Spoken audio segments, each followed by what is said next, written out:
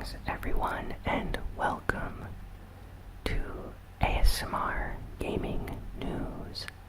Today I have a special ASMR video to celebrate the 1-year anniversary of this channel. I wanted to thank all my subscribers. I'm almost at 1,300 subscribers. Probably by the end of the month I'll reach that goal. So I just wanted to thank everyone for watching all my videos, and yeah, it's been a year since I started this channel, and today I have a special video where we are going to be looking at issue 73 of Nintendo Power. I believe this is the June issue of Nintendo Power from 1995, if I'm not mistaken. And I didn't choose this one in particular for any reason. I just randomly chose one as a special video to celebrate this channel's anniversary. So let's get started. Okay, so here we have the only inside source for all Nintendo games. Here's the Nintendo seal of quality. Scroll down a bit. In-depth, Star Trek Deep Space Nine, Super Turrican. That's pretty cool. What else do we have? Power exclusive, 16-bit, no lie. New 64 unveiled. I like how they spell it. NU. Okay. So yeah, it's June, volume 73. Only $3.95. Very cheap for a magazine. Most of them cost double or triple this price nowadays. Okay, here we have a commercial or an advertisement. Some people are holding this guy up. Nintendo Power always had some strange ads. The music didn't drive him into a frenzy. It was the guy who snaked his new issue of Nintendo Power. Okay then. Here we have a advertisement to get you to subscribe. It's pretty funny. Nintendo always did stuff like that. Here we have Continue, Weapon Lord, Killer Instinct. Oh, I actually played this on Super Nintendo. Great game. Earthbound is going to be in this, so I'm happy about that. Really like Earthbound. Let's see what else we have. Ultra 64, the code name for the Nintendo 64. So this is before the official name reveal of the N64. Contents. Okay, so we have a bunch of stuff to get through in this. They talk a little bit about Star Trek Deep Space Nine. I like Deep Space Nine. I think more people are starting to get around to liking this Star Trek series as well recently.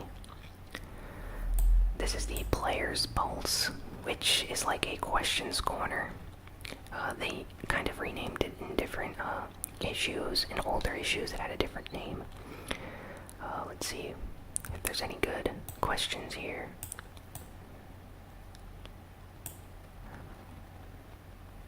First of all, I want to say that I love your magazine.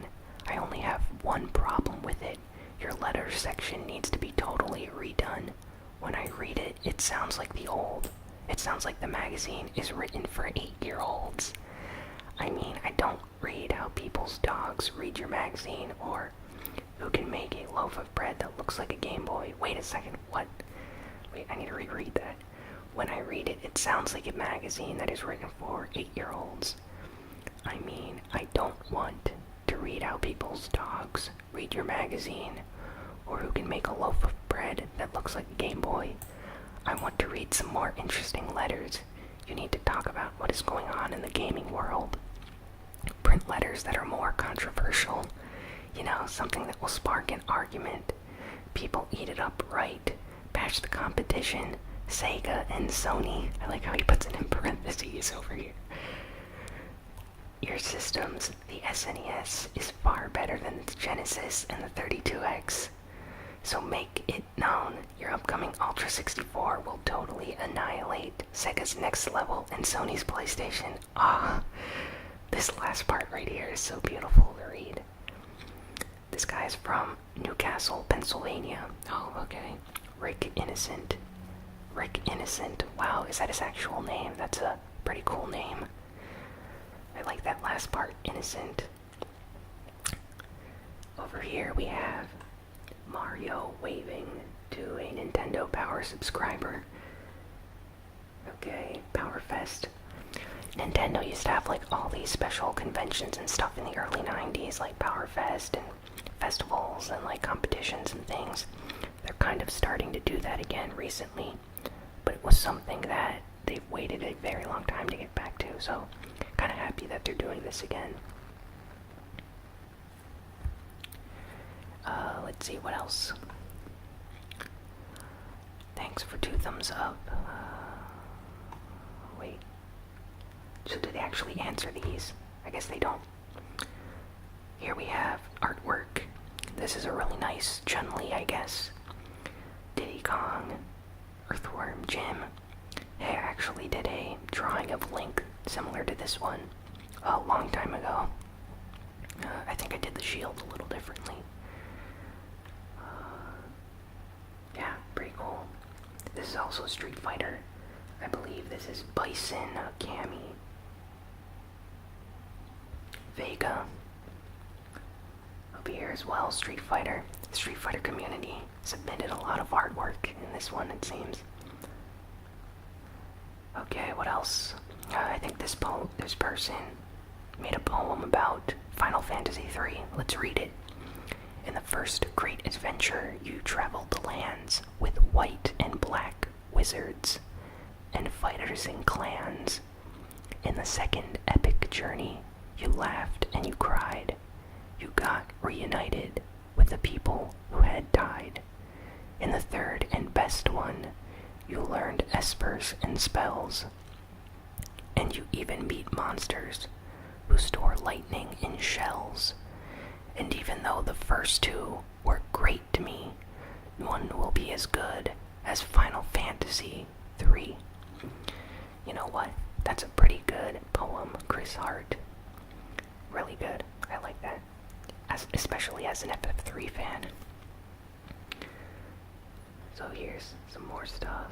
Editors. This person's talking about how they beat Illusion of Gaia, and they're very upset with the ending. Okay. Top 10 excuses when a rented game can't be returned.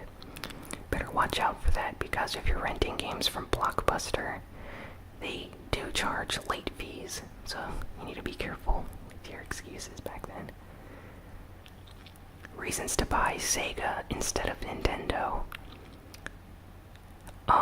Just a minute. Sega gives you I can't think any more reasons. Never mind. Ouch. Wow, Nintendo was brutal to Sega back then.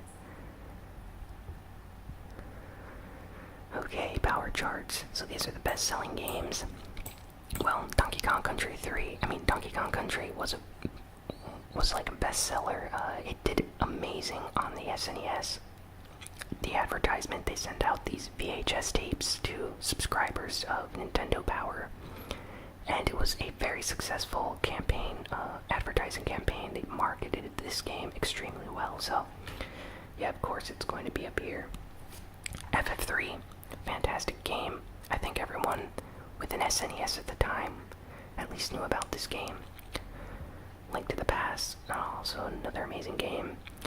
Mega Man X2 is down here. That's kind of unique. Let's see what else. Super Metroid, Mega Man, Secret of Mana. That's nice. Weapon Lord, Mortal Kombat 2, Super Mario Kart, Earthbound. Kind of sad seeing Earthbound down here at 14th place. This should be up here at least. SimCity, Illusion of Gaia. Okay, NBA Live, True Lies. Wait, what is... True Lies actually made the charts. I guess because the movie came out and a lot of people decided to buy the game. I mean, the movie's great, but the True Lies game is not good at all. So here's like the top 10 for the Game Boy. Here's most wanted games. So people want games for the N64. Okay. New 64 and New 64. I guess that's because it's Nintendo Ultra 64. Oh, and sorry for any noises in the background. I forgot to say that at the beginning. Top 10 puzzles. Hall of Fame, Battletoads. It's been 37 months on the charts. Mega Man, 6, 10 months. Wow, so these games apparently did very well and they were on the charts for best-selling games. Kind of surprised that Mega Man 6 managed to reach the charts. The game came out very late. Oh wait, no. It's, no, it should be on this chart. I'm mistaken. Emergency Special Bulletin. This is for Earthbound. So nice. Hopefully this advertised the game. Maybe made some people pick up the game back then. Because it did not sell extremely well. I mean, it's a fantastic game, but it did not develop popularity until about a decade later, I'd say. When it became like a cult classic. Here's the director of the game, the creator.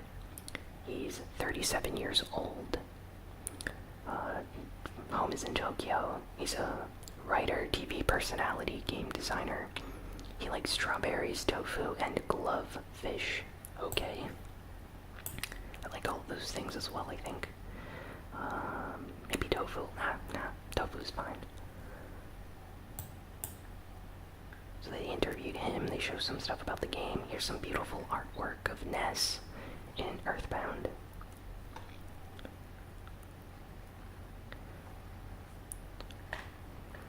So, yeah.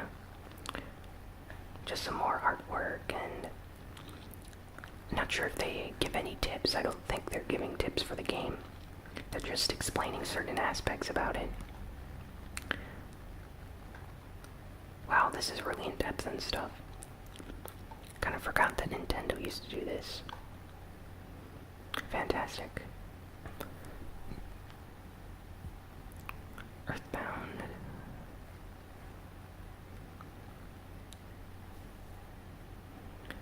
Wow, they're really showing all the areas.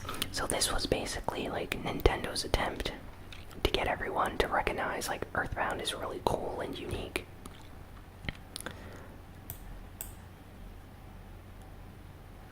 So hopefully this caused some Nintendo Power fans to want to pick up the game. Check this out, really nice. This is definitely an issue to have if you like Earthbound. And I actually own this, the Earthbound player's guide for the game, but I do not have these scratch and sniff cards. And even if I did, they'd probably smell terrible by now, or they'd probably have no smell at all. I believe they gave that to you with the game, so I don't know why they're telling you to pre-order it or something. Weapon Lord. This is actually what was on the front cover for the game. They're really trying to sell this.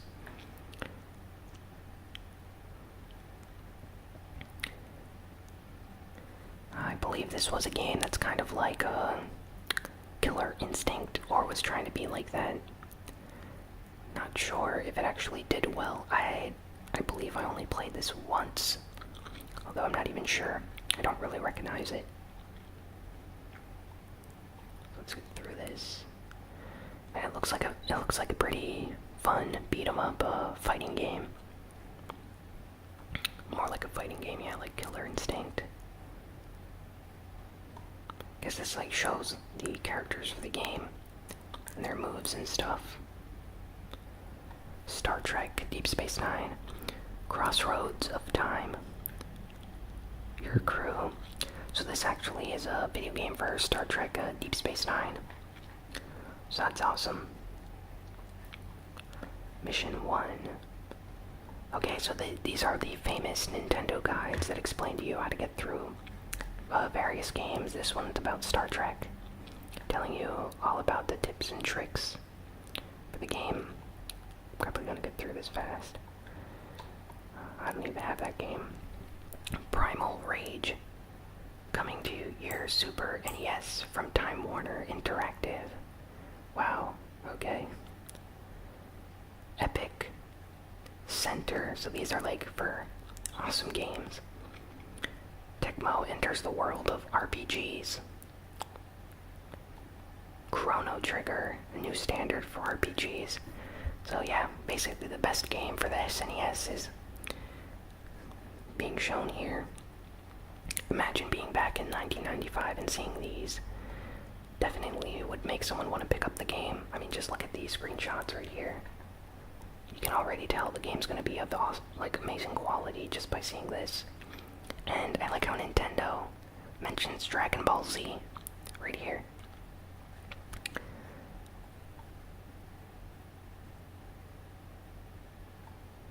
What else do we have? Chrono Trigger, Rise of the Phoenix. Can't say I've ever played that game. Seems like a strategy type game. And kind of reminds me of maybe Advance Wars on the Game Boy. Game Boy Advance kind of has that style of gameplay, it seems, but probably a lot more in depth.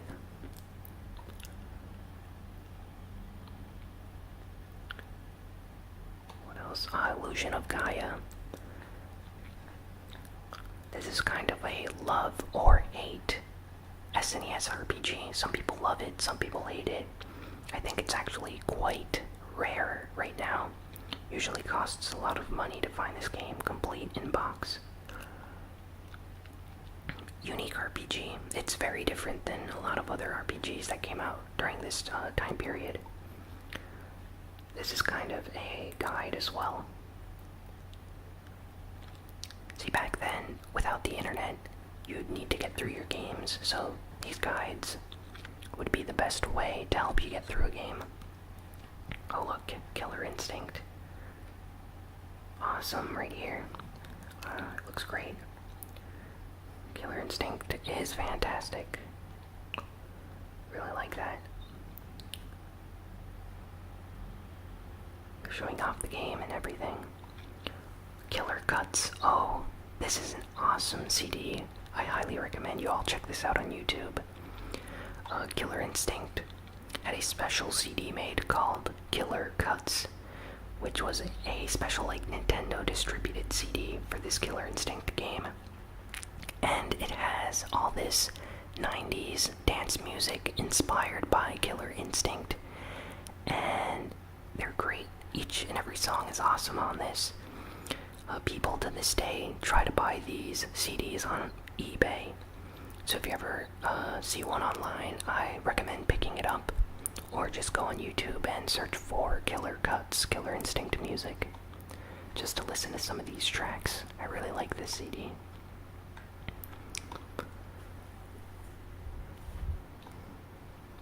Yeah, just showing off the game. Dirt Tracks FX. Not sure what I think about these graphics. But, yeah.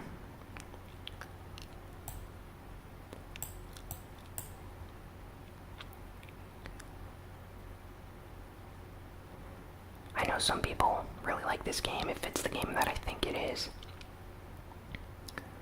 It uses the FX chip on the Super Nintendo.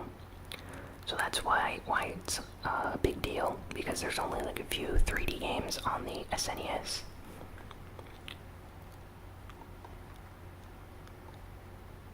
Let's see what else we have. Super Turrican 2. This is a good game.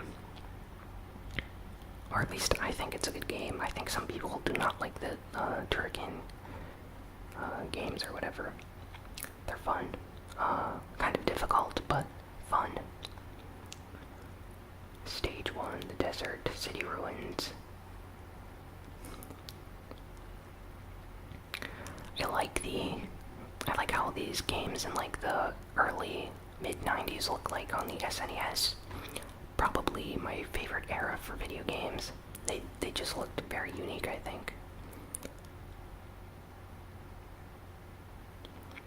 This is another guide.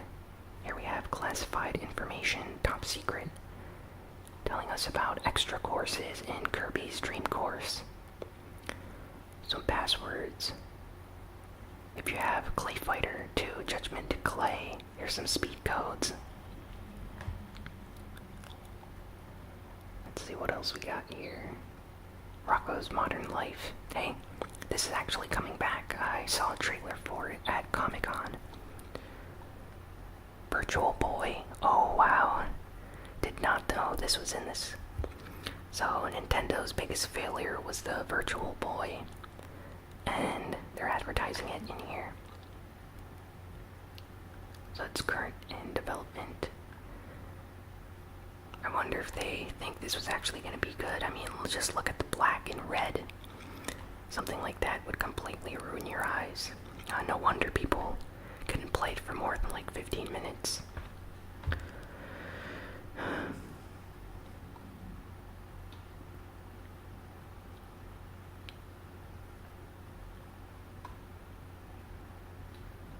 Processor 32-bit, speed 22 megahertz.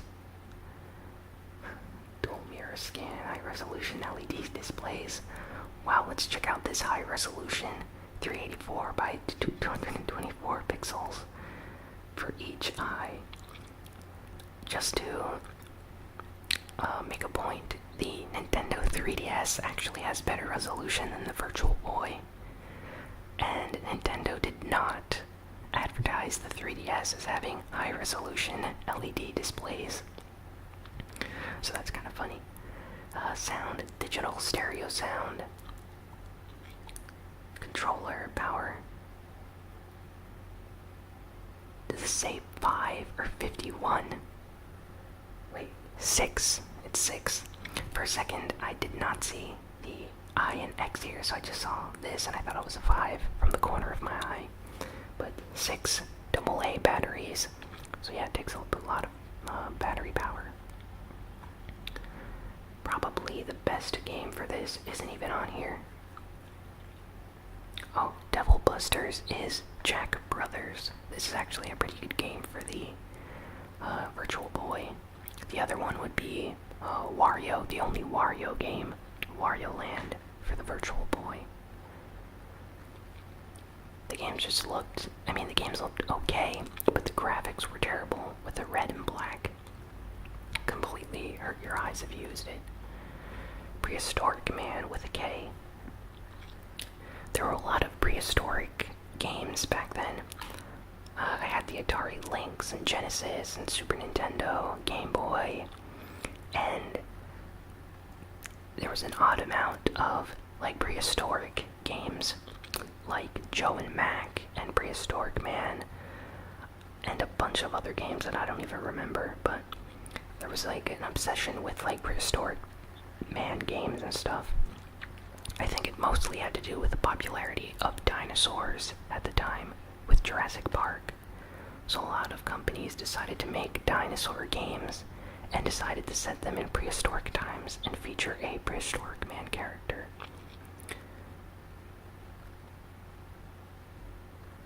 It's always nice just to scroll through these. Izzy. Not even familiar with that. Counselor's Corner, Illusion of Gaia. How do I defeat the Viper in the Sky Garden? There's an explanation of how to beat the Viper in the Sky Garden.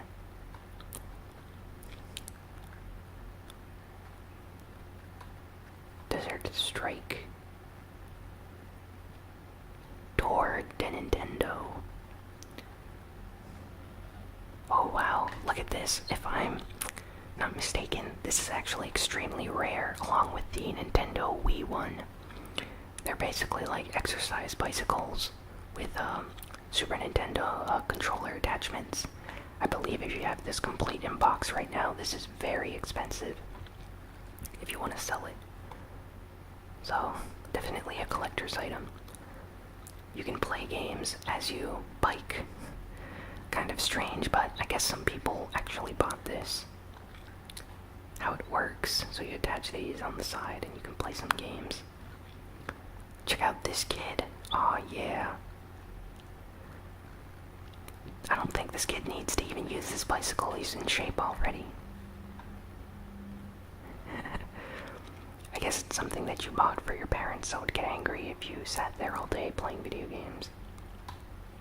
Pac-Man. Speed Racer. Is this back when Speed Racer had that new TV series? I think there's like 3 Speed Racer TV series, and there was one in the 90s as well. So I think that's why they were making Speed Racer games again. Speed Racer's great, by the way. Tetris and Dr. Mario. I prefer Tetris to Dr. Mario, but to each his own. Mountain Bike Rally. Navy SEALs. Yeah, they just gave like lots of descriptive, ways to get through the games and help you get through them in these special guides. And this right here is X-Band. This was one of the first ways to play online multiplayer on console. So back in the old days, you couldn't play online like you can now with Xbox Live or PlayStation Network. And actually used this to play Killer Instinct at a friend's house. I did not own an X-Band, but I did use one. I think it lasted for like 2 years and was discontinued in like 97 or 98. But essentially you plug this into your SNES, and let's see if they actually show you.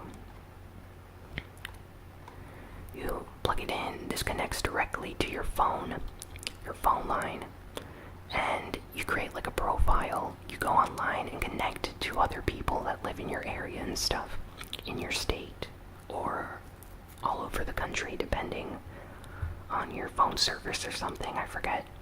And you can actually type in messages to telling players and stuff on this, like friends, and you meet them online and you can play against them.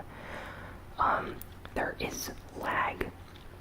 I remember some matches lagging, but sometimes I remember it didn't lag that much at all, if I remember correctly, so this was actually really, really nice at the time. Of course, it was extremely expensive and only for people that had, like, a lot of money to use their phone line and have this to play online, but as a gamer back then, this was something interesting to have. Everyone thought this was the future, which technically it did become the future with the PlayStation, Sega Dreamcast, Xbox Live, and all that stuff. I wonder if this shirt is a collector's item now. Mario's Picross, Madden NFL 95, a game no one probably even wants. This game you can probably pick up in a bargain bin still today for like 99 cents. Sports games are never expensive on systems usually. This month's winner. So these are challenges. You basically take pictures of your TV screen for a high score to brag on Nintendo power. But they're mostly, some people claim that some of these people actually cheated. Back then you didn't have Photoshop necessarily, but there were still ways to cheat the score on your screen. So I'm not sure if that's actually a thing that happened. But I think some people at least tried to cheat when they submitted scores. Earthbound, June 1995. So this came out when this magazine came out.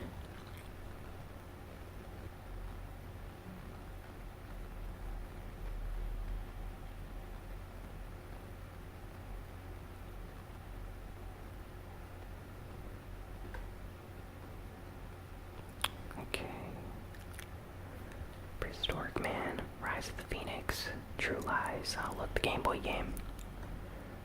This is actually not that great. I played this one. Weapon Lord, Head to Head. So these are ratings, power meter ratings.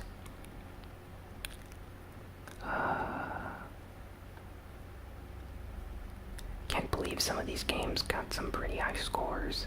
True Lies has high scores. I assume they were paid off to put the scores this high. Same goes for Weapon Lord. I don't think these games deserve scores as high as some of these other games. But then again, not many of these games are that great. Earthbound deserves this score, probably even a higher score. Super RBI Baseball, this one's okay, but yeah, the scores are all right for it. Dirt Tracks, FX, yeah. Ultra 64 unveiled. So here we get a first look at the Nintendo 64. I believe it was first shown off at the Nintendo, oh wait, what was it called? It wasn't at E3, it was at this special, I believe, event that took place in, maybe they mention it here.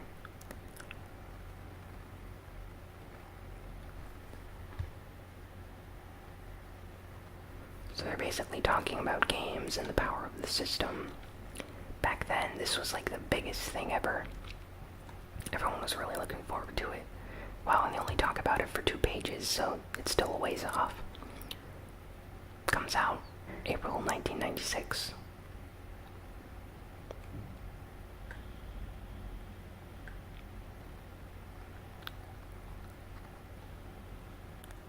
Okay, so here we are at Rare News. Nintendo and Rare, the developers of Donkey Kong Country and Killer Instinct. So disappointing. Nintendo should have stuck with Rare and not let them go to Microsoft during the Xbox era. They made amazing games for the Super Nintendo and N64, and Nintendo just completely abandoned them, even after they purchased like half the company, I believe. So that's really disappointing. They would have done a great job working together to this day. X-Band price breaks. The people at Catapult, the makers of the X-Band game modem for the Super NES, have set a new price structure for the X-Band service, as well as the modem itself. The X-Band is set to release at $29.95, and the service will cost $9.95 for a monthly connection, or for $4.95 per month, plus a once-time installation charge of $2.75.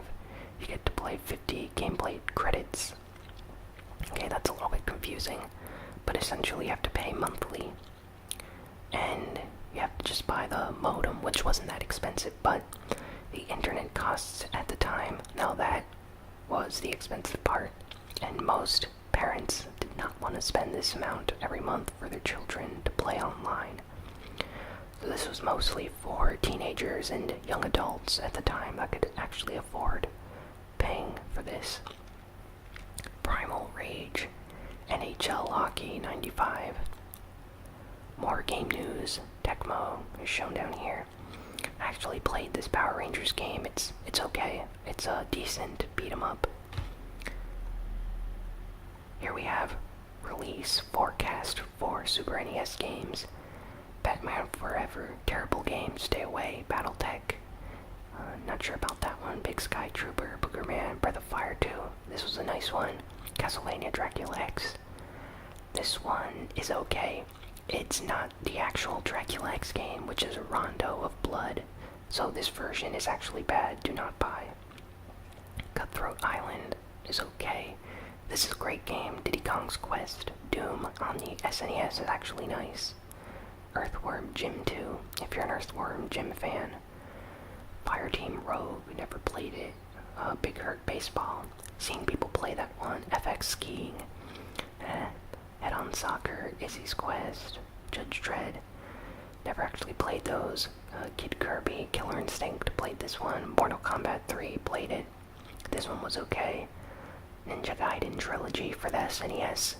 I think this actually had some slowdown issues or something, but it is a nice way to play the entire trilogy on the Super Nintendo with better graphics, I believe. Primal Rage, Syndicate, Weapon Lord, Wiz. So yeah, great games here. All for the rest of the year in 1995. Oh, and Game Boy. Aladdin, Animaniacs. Out of all these games, I'd say Donkey Kong Land is a must-buy from this list. Let's see, what else? Judge Dredd. No, the Game Boy version wasn't good. Return of the Jedi is good, though. I played this on Game Boy. It was a lot of fun. Gaming, next issue. So volume 73 for July was going to be all about Donkey Kong Land. This is a good game. I really like Donkey Kong Land. And here they tell you about stuff that happened in previous issues. Over here we have a Game Boy advertisement. Cool shades. Hey, you know what? I remember this advertisement. Wow, some nostalgia right now. I remember seeing these Game Boy advertisements with the sunglasses. I owned this Game Boy right here, the black one. This is the... wait. This is not the Game Boy Pocket, I don't think.